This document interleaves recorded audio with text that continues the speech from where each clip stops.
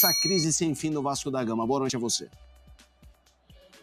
Oi, Felipe, boa noite para você, boa noite para todo mundo. Olha, o clima muito forte aqui no vestiário do Vasco da Gama. A gente está aqui na sala de coletivas do setor de visitantes, né, do estádio Alfredo Jaconi, e uma pressão muito grande, claro, para o lado do Vasco, que perde mais uma partida no Campeonato Brasileiro, ingressa na zona do rebaixamento. A gente está esperando o Álvaro Pacheco, que ainda não se posicionou aqui para a entrevista coletiva. E agora há pouco, o Pedro Martins, diretor de futebol do Vasco, ele foi visto no gramado do Alfredo Jaconi, ao telefone, né? Falando no telefone. Sabe que o Pedrinho não está por aqui, né? E aí se levantou a dúvida, né? Com quem estaria falando o diretor de futebol do Vasco após uma derrota, mais uma no Campeonato Brasileiro, por 2-0 para a equipe do Juventude. Logo após a partida no gramado, se levantou até a dúvida se uma decisão pode ser tomada hoje, ainda aqui em Caxias do Sul, até de demissão e a troca de comando do Vasco da Gama. Essa pressão, ela está acontecendo por aqui, como eu falei, o treinador ainda não chegou por aqui, né? O Álvaro Pacheco ainda não se posicionou para a entrevista coletiva, e está esse clima de muita pressão no vestiário do Vasco. E tem uma outra situação também, Felipe, o Vasco voltaria hoje para o Rio de Janeiro, logo após a partida, mas logo, pouco antes da partida começar aqui em Caxias do Sul, houve uma tentativa de assalto a um carro forte no aeroporto de Caxias, até com mortes, viu? Um policial acabou falecendo, né, na troca de tiros com os bandidos. Então o aeroporto está fechado e o Vasco não pode retornar para o Rio de Janeiro. O Vasco vai ter que ficar essa noite aqui em Caxias do Sul, vai ter que dormir aqui essa noite e quem sabe amanhã na reabertura do aeroporto poder voltar para casa. Então é mais uma situação delicada para o Vasco, né, que voltaria para sua casa hoje para tentar reorganizar toda a casa. O Vasco vai ficar aqui em Caxias e com toda essa pressão após perder para a equipe do Juventude. O Ju, sim, como você falou, né, dá um respiro, sobe um pouco na tabela, mas a gente fica por aqui aguardando a entrevista coletiva e até para saber se alguma decisão pode ser tomada. Afinal de contas, né, o Álvaro Pacheco tem 4 jogos pelo Vasco, conquistou apenas 1 ponto, sofreu 10 gols, marcou apenas 1, e então essa pressão para cima também do técnico da equipe do Vasco da Gama. A gente fica por aqui aguardando se alguma decisão pode ser tomada ainda aqui em Caxias do Sul. Na estreia do Álvaro Pacheco contra o Flamengo, o Vasco fez 1-0 no começo do jogo. Desde então, o Vasco não marcou mais nenhum gol, né? O Flamengo fez 6, o Vasco não fez mais nenhum, e aí o Vasco perdeu para o Palmeiras, empatou em 0-0 com o Cruzeiro e hoje perdeu de novo. Então, um time que não consegue agredir. Então, em campo, a preocupação é parecida. Fora de campo, é natural que o olhar para 2024 seja mais preocupante do que o olhar de 2023, porque o olhar do ano passado ainda era o olhar de é uma SAF que a gente não sabe muito bem quem são esses caras, será que é uma SAF boa para o Vasco ou não? Mas havia a perspectiva de as coisas se encaixarem, o investimento posteriormente chegar, a janela, os reforços, etc e tal. Agora, o Vasco vive, a crise que ele vive em campo, ele vive fora. Né? Então é a SAF tentando derrubar a liminar para retomar poder, né? A 777 tentando derrubar a liminar para retomar poder, é o Pedrinho, que é o presidente do clube, que hoje tem o poder, dizendo que a SAF do Vasco está quebrada, está falida. Então o Vasco vive a crise de dentro, está fora. Né? Não há esperança que existia de que as coisas poderiam entrar no eixo de maneira mais profissional. Não há muito onde o vascaíno hoje se apegar. Ele se apega onde? Ele se apega na maneira que o clube é gerido? Não se apega. Ele se apega na confiança sobre a comissão técnica? Não, ela acabou de chegar, ela é desconhecida e ela começou mal. Ele se apega no grupo de jogadores? Longe disso. Então, nesse momento, o Vasco não tem nem hoje aquela figura do Ramon Dias do ano passado que o vascaíno passou a confiar, falando, esse cara com a experiência dele vai me ajudar. O Álvaro Pacheco talvez seja esse cara, talvez ele se mostre esse cara, mas o começo é muito complicado e ele acabou de desembarcar aqui. Então, não há onde, nesse instante, o vascaíno se apoiar, a não ser na força da torcida, no poder da arquibancada. Mas isso é muito pouco. Então, nesse instante, ou talvez na janela, no sonho de ter o Felipe Coutinho de volta, o que é que isso pode representar, porque o presente ele é muito preocupante. O Vasco ele é indiscutivelmente um dos 4 piores times do Campeonato Brasileiro, seja em material humano, o que está jogando agora, jogadores disponíveis agora, no papel ou em desempenho. Então hoje a posição do Vasco, ela reflete exatamente aquilo que o Vasco vem mostrando dentro de campo. No segundo turno do ano passado, o Vasco tinha personalidade. Muita. Era um time que tinha caráter, que era um time que se mostrava sério em campo. Não que esse time não seja sério, o time atual, não estou falando sobre isso, estou dizendo, era um time que entendeu, a partir de um determinado momento, o que era o campeonato do Vasco no ano passado, qual era o objetivo principal, que era evitar o rebaixamento, e o Vasco ganhou jogos muito bem ganhados, especialmente em casa, na reta final. O Vasco fez goleadas em São Januário, o Vasco tinha espírito. É difícil falar sobre isso agora, porque é uma comissão técnica que dirigiu o time 4 vezes. Mas olha o que já aconteceu, né? E a situação. Eu diria que a única, na comparação com o ano passado, a única coisa boa que dá para dizer é que tem mais campeonato agora, né? São 10 rodadas apenas. Então tem muita coisa para acontecer, tem muito tempo para o Vasco tentar resolver esse problema de novo, mas está aí, de novo, a mesma situação, o mesmo dilema, o mesmo drama, a briga para não ser rebaixado, é o campeonato do Vasco. Pois é, aquela história também, né? O tempo que o Vasco tem, será que vai dar alguma esperança para o torcedor? Porque o torcedor não tem nenhuma esperança. A gente vai nas redes sociais, as pessoas estão assim, a impressão que eu tenho é que o Vasco nunca mais vai fazer um gol. A impressão que eu tenho é que o Vasco nunca mais vai vencer uma partida. Mas não fica longe da nossa percepção quando a gente está assistindo a um jogo do Vasco. A gente tem os números do Álvaro Pacheco e da comissão técnica à frente do Vasco, desde que eles chegaram. Vamos colocar essa tela? São 4 jogos com um empate e 3 derrotas, o aproveitamento é de 8,3%, com 1 gol marcado e 10 gols sofridos. Nesse meio aí tem a partida contra o Flamengo, que foi muito sofrida. Ô Zupa, você estava falando, olha, é uma torcida que pode também se prender à janela de transferência, ao Felipe Coutinho, que pode chegar. Só que olhando essa situação, a gente pensa... E quem vai querer chegar ao Vasco? Isso, assim, ou é um Felipe Coutinho que ama muito a equipe, que quer muito e que vai fazer uma força enorme para estar ali no Vasco, ou um outro jogador que não tem sentimento já histórico pelo clube, pensa 10 vezes antes de chegar ali, né? Clubes grandes que estão na situação que o Vasco está, a gente pode ampliar a discussão para o Corinthians, que está jogando agora, são clubes que têm dificuldade de convencer grandes jogadores consolidados, a embarcar nesse projeto. No caso do Vasco, a conversa que existe, né, o próprio Pedrinho, na conta oficial do Vasco nas redes sociais, admitiu conversas boas com o Felipe Coutinho, tem essa questão afetiva. O Coutinho ama o Vasco, o Coutinho tem vontade de voltar para o Vasco, até se fala que ele gostaria que voltassem também o Souza e o Alex Teixeira, jogadores, todos eles formados mais ou menos ali juntos no Vasco, com uma história, e a tentativa de resgatar pelo lado afetivo, porque o projeto não é um projeto ambicioso no momento, não é um projeto sedutor no momento. E é muito possível que o Vasco, além de nomes como o Coutinho, eventualmente o Souza, ataque a janela de maneira parecida com o que fez no ano passado, porque o projeto também não era tão promissor assim. É claro que era mais promissor do que agora, porque existia expectativa. Mas se a gente olhar para a última janela, exceção feita ao Payet, que é um nome internacional, o Vasco buscou jogadores mais modestos. O próprio Verratti, embora fosse artilheiro do Campeonato Argentino, ele era jogador do Belgrano, e o Paulinho, que o Vasco buscou de maneira desconhecida, um cara que encaixou bem, e outros jogadores também, o Vasco atacou um mercado mais exótico dentro da hierarquia do futebol, e deu certo para aquilo que o Vasco precisava.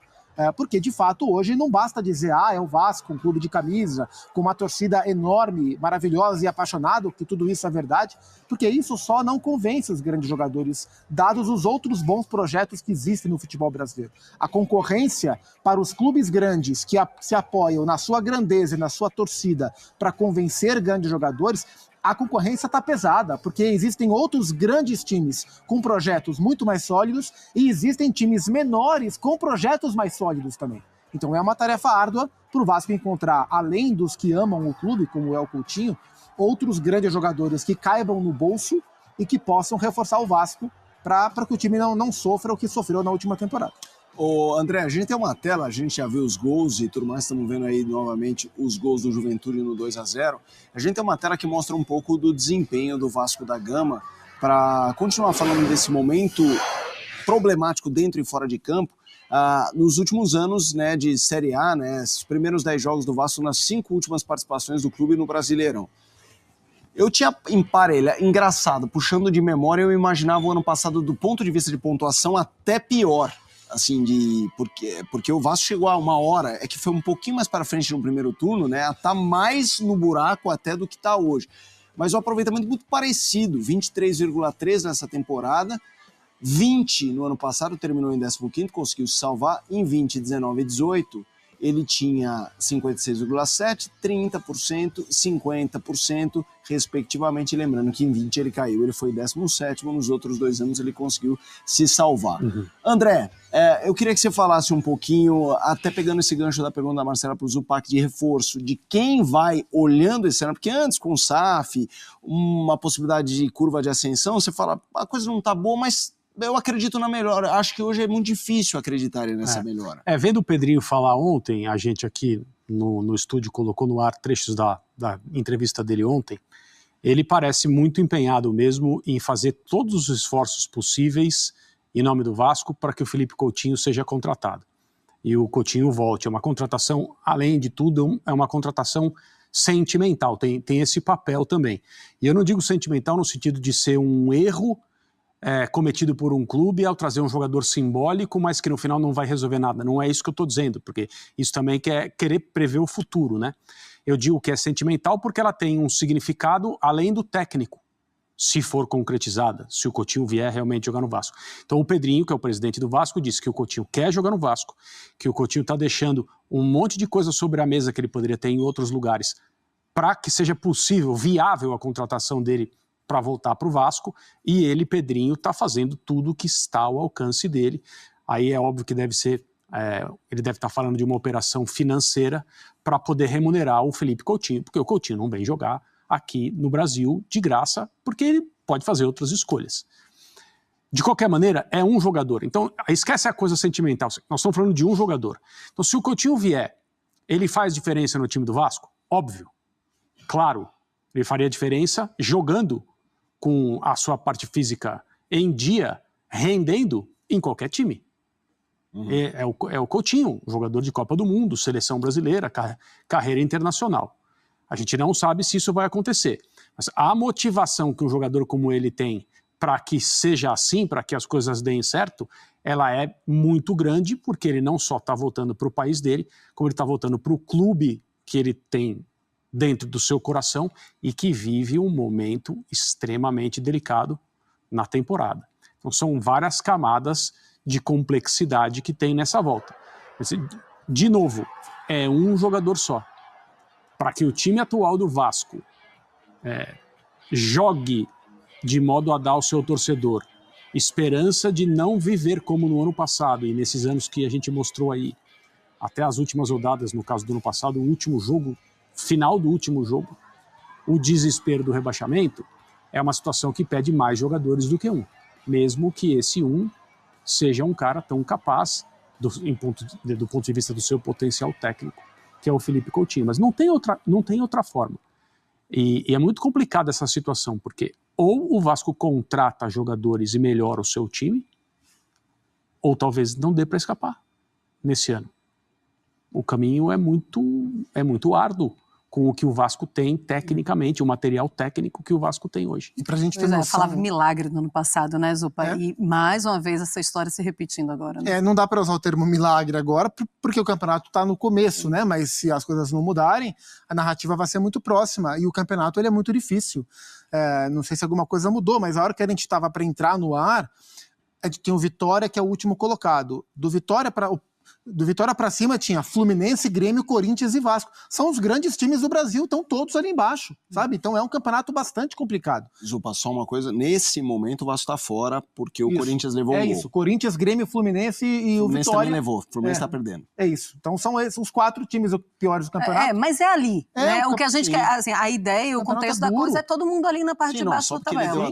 E a gente tem times que a gente imaginava que pudessem estar ocupando esse espaço hoje, bem mais acima. O Juventude está acima. O Cruzeiro, que é um time que começa o campeonato com material humano para lutar contra o rebaixamento, consegue agora ocupar um outro espaço, está vencendo, e vai melhorar. O Cruzeiro está investindo, o que o Vasco quer fazer também. Então, a tendência é de um campeonato muito pesado até o final. e o Vasco mostra pouco recurso. O Vasco tem uma dificuldade de se organizar ofensivamente muito grande. E quando a gente olha para o próprio perfil do Álvaro Pacheco, o bom trabalho que ele fez no Vitória lá em Portugal, Vitória de Guimarães lá em Portugal, era um time que era muito mais sólido defensivamente do que criativo ofensivamente. Então, talvez ele tente, quando se conseguir organizar o Vasco, tentar replicar algo nesse sentido. Mas o Vasco tem que ter algum tipo de poder ofensivo, né? O meio-campo do Vasco sofre muito. O Galdames, de novo, não foi bem. De novo, o Álvaro tentou o JP mais à frente, já que não tem o Payet para articular. É um menino, é um momento muito pesado. Rossi e Adson pelos lados funcionam muito pouco. Hoje o Cleiton como centroavante do Verratti. Para o Cleiton há uma diferença grande. Então o Vasco já é um time que cria pouco, que sofre para criar, para machucar o adversário. Hoje, então, sem o Verratti principalmente, que é o fim da história, mas é um cara que leva muito perigo à zaga adversária, foi um time que machucou pouco demais. E isso é perigoso, muito perigoso para o Vasco. Eu tenho números interessantes do Vasco com o Álvaro Pacheco, vamos colocar na tela, que eu também queria falar, André, sobre esses 4 jogos do Álvaro Pacheco. É muito pouco e a gente fala sobre ele não tem culpa, mas não dava para apresentar algo diferente do que a gente viu até agora? Os jogos do Vasco com o Álvaro Pacheco, tá? Então, em 3, sofreu gols. 1, não sofreu gol. Fez gol em 1, que foi aquele jogo contra o Flamengo. E em 3, não fez. Dava pra gente ver pelo menos alguma evolução nesse Vasco em 4 partidas com o Álvaro? Talvez, mas aí a gente precisa voltar a falar da estreia e o que aconteceu no jogo com o Flamengo e os impactos, os reflexos de um resultado como esse, né? Foi a pior goleada que o Vasco sofreu nesse clássico que tem tanta história, tem tanto significado, tanto peso. Foi o primeiro jogo da nova comissão técnica, começou bem, o Verratti fez um gol bonito, difícil, improvável pelo gesto técnico, e depois, assim, o mundo caiu nas costas do time do Vasco. Depois disso, por mais que técnico, jogadores falassem em se recuperar, a sequência foi difícil. Embora também não dê muito para você ficar no Campeonato Brasileiro escolhendo, porque aí você vai a Caxias e o jogo é fácil. Não, não é. Claro. É difícil. Né? Talvez o resultado fora da curva aí tenha sido o Vasco não vencer o Cruzeiro no seu estádio no fim de semana. Mas o Cruzeiro vive um bom momento, o Cruzeiro joga bem, compete. O Cruzeiro tem conseguido produzir, ter desempenho. O Cruzeiro está fazendo um bom campeonato.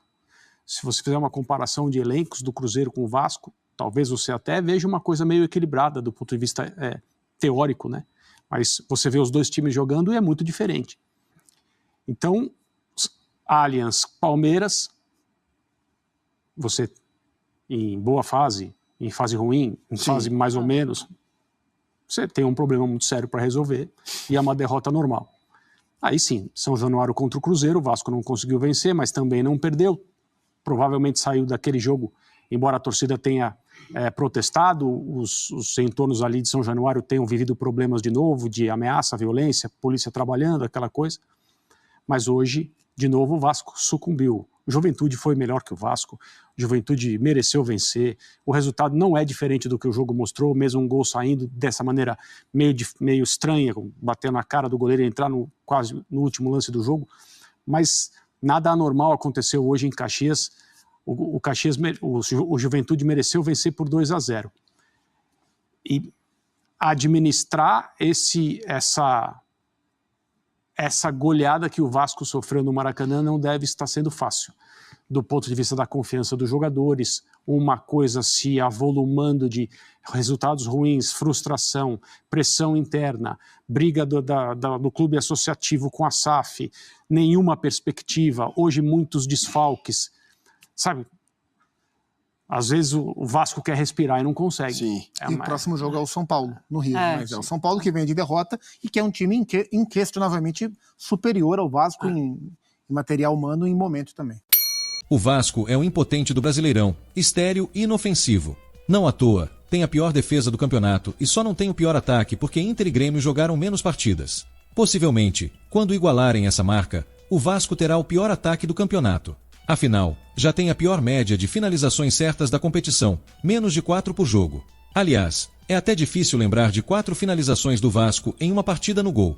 Normalmente, quando imaginamos um Vasco sem Payet e Verratti, um elenco de mais de 30 jogadores que custou mais de 200 milhões, só há 2 jogadores com algum diferencial. O Vasco sem Payet e Verratti não é só comum, é fraco. Tanto que, ao olhar para o Juventude, um time que acabou de subir da Série B com pouco investimento, que nos últimos anos esteve até na Série C, se trocarmos as camisas, talvez não vejamos diferença. Aliás, talvez vejamos até melhorias em algumas posições. Basta olhar para Lucas Barbosa, que fez o primeiro gol do Juventude. Lucas Barbosa agora tem 8 gols na temporada. Se somarmos os gols de Adson e Rossi, os 2 pontos titulares de Álvaro Pacheco, só tem 2 gols na temporada, e não é porque é um ano ruim para a dupla. Essa é a média deles, e Ryan e Serginho, que entraram em seus lugares, têm desempenho semelhante ou até inferior.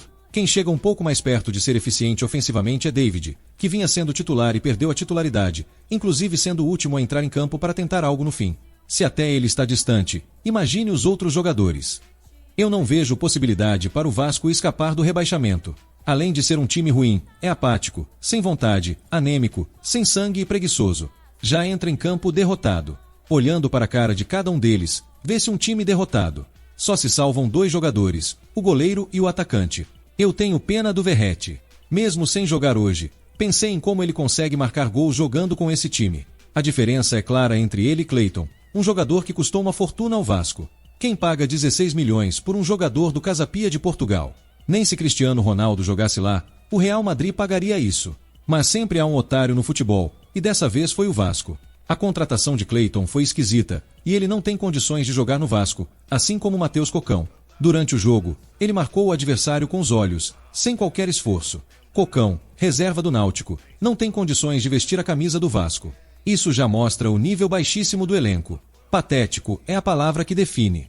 É constrangedor ver esse time jogar. No mínimo, espero a demissão do treinador antes do jogo contra o São Paulo. Nem assisti à coletiva, mas se ele disser que o time evoluiu ou teve azar, é para internar. Álvaro Pacheco, entregue seu cargo.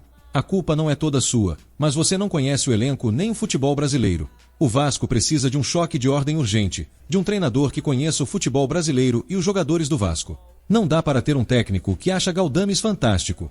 Pedro Martins, diretor executivo, é hora de trabalhar e corrigir o erro de trazer esse português sem experiência. O time é uma merda gigantesca. Difícil de imaginar que escape do rebaixamento. A fase é horrível, até os bons dão azar. O segundo gol do Juventude foi uma falta que bateu no travessão e entrou.